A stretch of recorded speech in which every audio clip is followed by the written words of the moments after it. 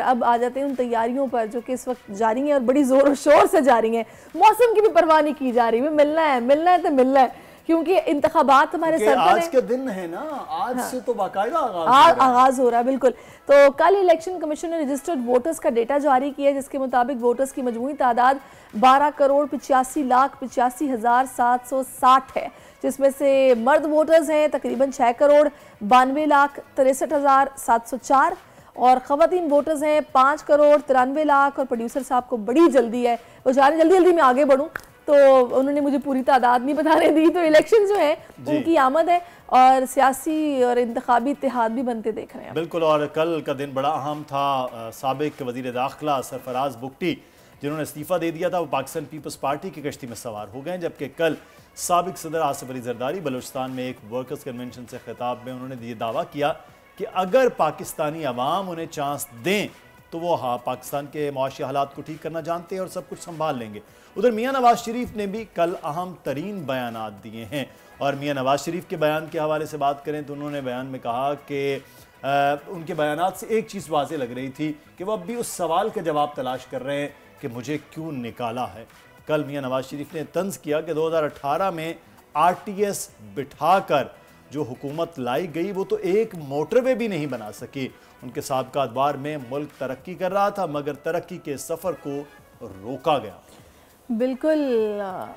इस वक्त जो हम शिकवे शिकायतें हैं ना, अच्छा पता नहीं क्यों ऐसा लगता है कि मियाँ साहब को कोई चीज़ रोक भी रही है और जो दिल में शिकवे गिले हैं वो बयान भी करने हैं, फिर कहते हैं ना कि बस कुछ कहते भी हैं फिर रुक भी जाते हैं। और ये एक दफ़ा नहीं हुआ कि 2-3 बार हो चुका है कि बात कहते कहते पहले तो कहते थे जी आगे बढ़ना चाहिए। मुझे इस बात पे ना नूरजहां का एक गाना याद है। गाना? हाँ बिल्कुल। उन्हें इजहार भी मुश्किल है, कुछ कह भी नहीं सकते, मजबूर है उफ़ल्ला, चुप रह भी नहीं सकते। हाय हाय हाय हाय हाय हाय उफ़ल्ला।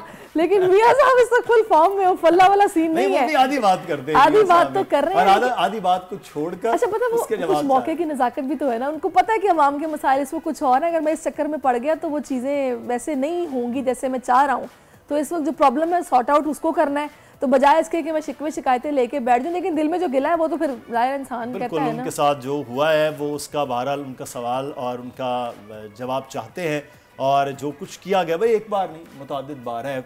90s में तो खैर खुद मियाँ साहब भी और बेनज़ीर भुट्टो साहबा एक दूसरे की हुकूमतें गिराने में वो पेश रहे हैं, लेकिन जो उसके बाद 99 में जो उनके साथ हुआ, फिर उसके बाद 2017 में जो उनके साथ हुआ मियाँ नवाज शरीफ के साथ, वो आज तक जो है वो हल तलब है, वो जवाब तलब है कि उनके साथ क्यों तभी तो वो कह रहे हैं कि जवाब तो बनता है, एहतसाब की बात नहीं मैं करता, लेकिन हिसाब तो होना चाहिए कि मेरे साथ ऐसा क्यों किया गया। खैर अभी जो फ़िलहाल हमें देख रही हूँ सियासी पंडित हैं वो मियाँ साहब को यही मशवरा दे रहे हैं कि मियाँ साहब मिट्टी पाओ, आगे बढ़ें, छोड़ें फ़िलहाल। ठीक है शिकवे गिले हैं, लेकिन जब डेमोक्रेसी की बात आती है, जहाँ मुल्क के मफाद की बात आती है, तो वहाँ पर बजाय इसके कि शिकवे शिकायतों को दिल में रखा जाए या एहतसाब या हिसाब की बात की जाए जो अवाम के प्रॉब्लम्स हैं, क्योंकि सियासत तो अवामी खिदमत का नाम है ना, अवाम की फलाह के लिए काम करने का नाम है, तो उसी तरफ अपना फोकस रखें और चीज़ों को सॉर्ट आउट करें। इस वक्त शौकत पराचा साहब हमें ज्वाइन कर चुके हैं। बिल्कुल, शौकत पराचा साहब सीनियर सहाफ़ी तज्ज़ियाकार हमारे साथ हैं।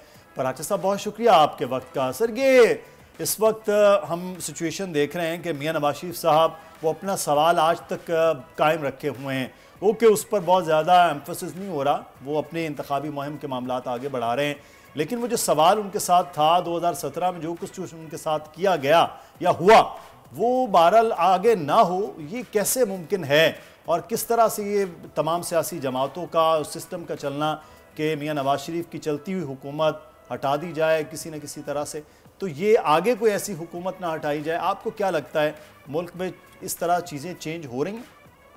अच्छा पराचा साहब, मेरा ख्याल है कि मुदस्सिर उनसे दोबारा अभी हम लोग कांटेक्ट कर रहे हैं, अभी वो कुछ सेट होके बैठ रहे हैं। अच्छा पराचा साहब आ गए, आप हमें सुन सकते हैं? अस्सलाम वालेकुम। हमने पराचा साहब को भी जो है बिल्कुल आपकी आवाज आ रही है। पराचा साहब चाय पी ली आपने, नाश्ता कर लिया? हमने आपको सुबह सुबह जहमत दी है।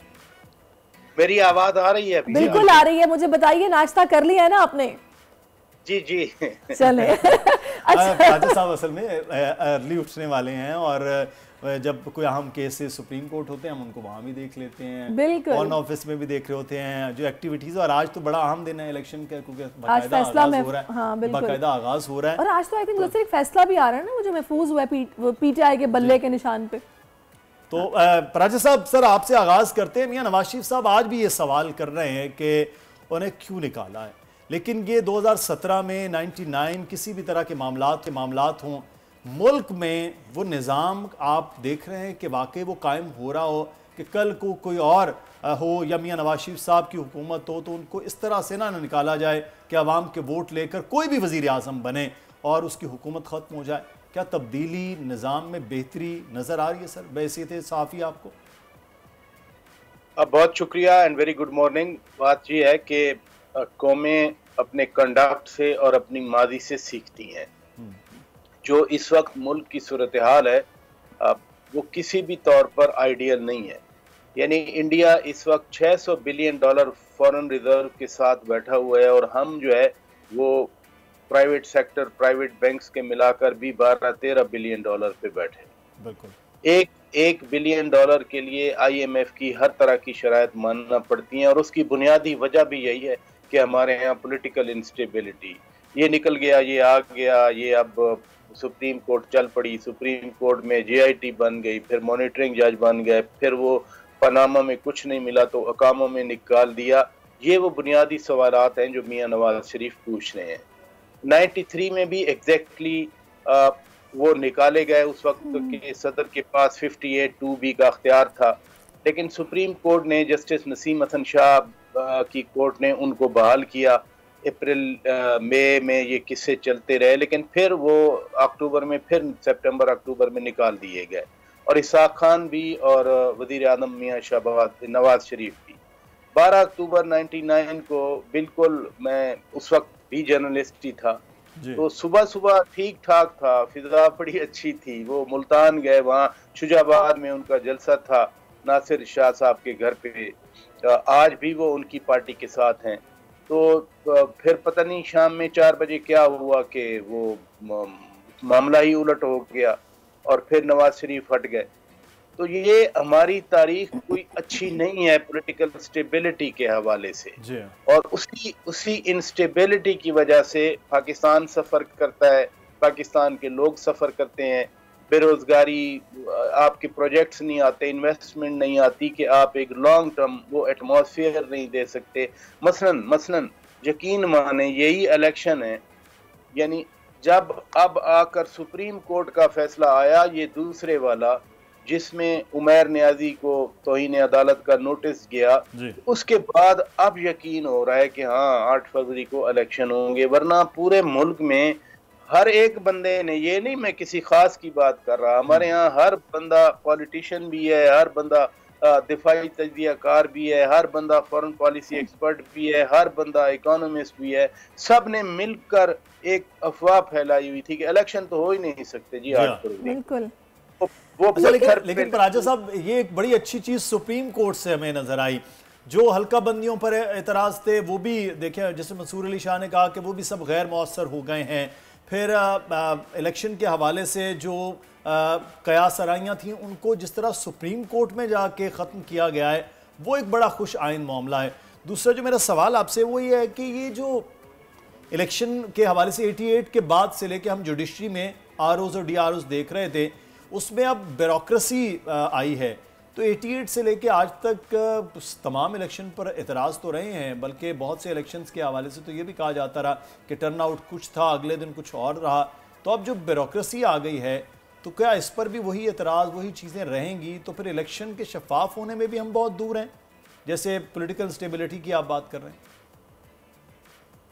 बेसिकली तो इलेक्शन जो है वो एक अमानत है और सब के लिए अमानत है। वो सिर्फ अदलिया नहीं है, फिर ब्यूरोक्रेसी नहीं है। हम खुद बतौर नेशन, हमारे अंदर वो इतना डिटर्मिनेशन, फेयरनेस, ट्रांसपेरेंसी तो हमारे इनबिल्ट होनी चाहिए ना, हमारी नीयत में होनी चाहिए।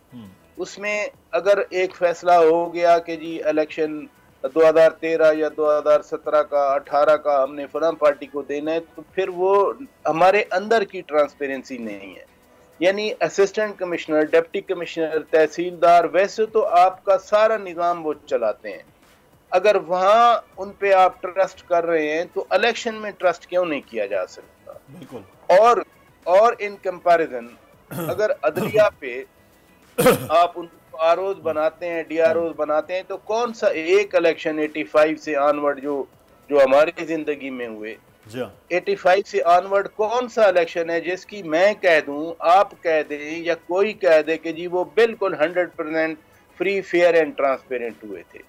तो ये जो एक परसेप्शन बना दी जाती है पहले कि नहीं वो जजेस का इलेक्शन होगा तो ठीक होगा। मसलन इलेक्शन कमीशन पे मैं आ जाता हूँ, चीफ इलेक्शन कमिश्नर जो भी पोस्ट होती थी वो माजी में कहा जाता था कि जी रिटायर्ड जज हो जाए। फिर ये 18वीं तरमीम के बाद उसमें आया कि नहीं कोई भी हो सकते हैं, वो ब्यूरोक्रेट भी हो सकते हैं। फिर आपने देखा कि एक साल जो अभी जो आए हुए हैं सिकंदर सुल्तान, मोहम्मद जलाल सिकंदर सुल्तान राजा साहब, ये ब्यूरोक्रेट हैं और ब्यूरोक्रेट को लाने वाले वही लोग हैं जो आज उनके खिलाफ बातें कर रहे हैं बैठ के। और आज सिर्फ वो बैलेट वाला नहीं है, बल्ले वाला निशान वाला मामला नहीं है, आज तौहीन अदालत वाले केस में जो तौहीन इलेक्शन कमीशन वाला केस है उसमें भी है, उसमें तो फवाद चौधरी साहब। बिल्कुल पराचा साहब ये है, लेकिन अब मसला ये है कि हम देख रहे हैं कि एक जमात की जानिब से पहले शोर मचाया गया कि जी लेवल प्लेइंग फील्ड नहीं है, उसके बाद हम सुनते हैं कि जवाब में ही आता है कि जी हमारे साथ तो जो बुरा हुआ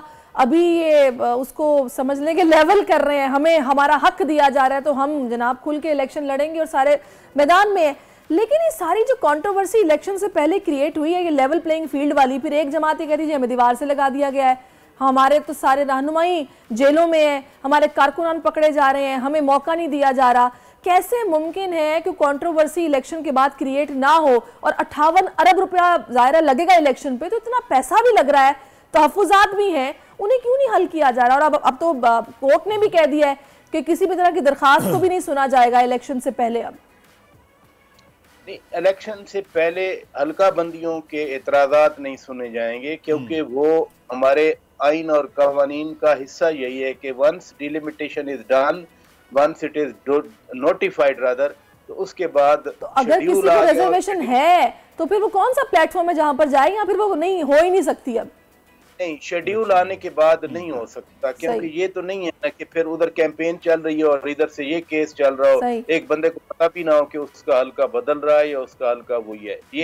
ये जो कहते हैं ना चेक एंड बैलेंस रखने पड़ते हैं। चूंकि हल्का बंदियां में टाइम लग गया, वैसे तो 1 साल हो गया जो एमकेएम जो बात कर रही थी वो हल्का बंदियों पर ही तो बात हो रही थी। देखे ना कराची में यूसीज टूटी, यूसीज बनी, वो फिर हल्के बने, वो क्या था, वो सारी हल्का बंदियां ही थी। तो हल्का बंदियों की exercise election commission of Pakistan ने करवाई, लेकिन जब ये हल्का बंदियां चल रही थी, अभी नोटिफिकेशन नहीं आया था या फॉर दैट मैटर शेड्यूल नहीं आया था, उससे पहले ही बयानात शुरू हो गए कि जी वो हमारी पॉपुलेशन कम हो गई, हमारी पॉपुलेशन ज्यादा हो गई। तो जो बात ये है कि इदारों की इतनी क्रेडिबिलिटी हो कि जो हमारे इदारे काम करें फिर उन पर हर्फ ना आए। ये जो इलेक्शन के बाद वाला मामला है, अब 2 ओपिनियन है। पहली ओपिनियन ये है कि जी ये पहले भी चूंकि वो एतराज़ात होते रहे तो अब भी एतराज़ हो गए, तो क्या मामला है? एक ये, यानी एक हमारे अंदर ज़हन में ये बात हो गई कि पहले भी हुआ है ऐसा, चलें अब भी हो गया तो क्या फर्क पड़ गया। लेकिन दूसरी बात बड़ी इंपॉर्टेंट है कि इतना बड़ा मुल्क है, पूरी दुनिया की, मैं आपको एक बात करूं, मैं फॉरेन ऑफिस भी कवर करता हूं, डिप्लोमेटिक अफेयर भी देखता हूं, पूरी दुनिया की नजरें पाकिस्तान के इलेक्शन पर हैं। 4 महीने हो गए जब से ये अगस्त में ये हुकूमत निगरान आई और पुरानी हुकूमत चली गई। हर बंदा ये पूछता है, यही बात देखता है कि जी वो चले आपके इलेक्शन आ रहे हैं, we look forward to these election, we look forward to these election. भाई दुनिया में सिवाय म्यांमार के या मोनार्की जो कॉन्स्टिट्यूशनल है उनके अलावा तो एक ही सिस्टम है, वो है यही डेमोक्रेसी, और डेमोक्रेसी का इंटीग्रल पार्ट है इलेक्शन प्रोसेस। तो दुनिया में जो एक अपना नॉर्म है, दुनिया उसी अपने नॉर्म के पर्सपेक्टिव में हमारी तरफ देखती है। तो इसलिए ये इम्पोर्टेंट इलेक्शन है, न सिर्फ हमारे इंटरनल अफेयर्स के लिए बल्कि हमारी जो फॉरेन रिलेशंस हैं उनके लिए उतने ही इक्वली इम्पोर्टेंट इलेक्शन है। लिहाजा जो प्रोसेस चल रहा है खुदा करे वो ट्रांसपेरेंट रहे, ये बड़ा जरूरी है। हम ये बहुत उम्मीद करते हैं ट्रांसपेरेंट उस मामले को होना चाहिए, इलेक्शन बखैर खूबी अंजाम भी होने चाहिए। बहुत शुक्रिया। सब्सक्राइब करें और बेल दबाएं ताकि कोई खबर रह न जाए।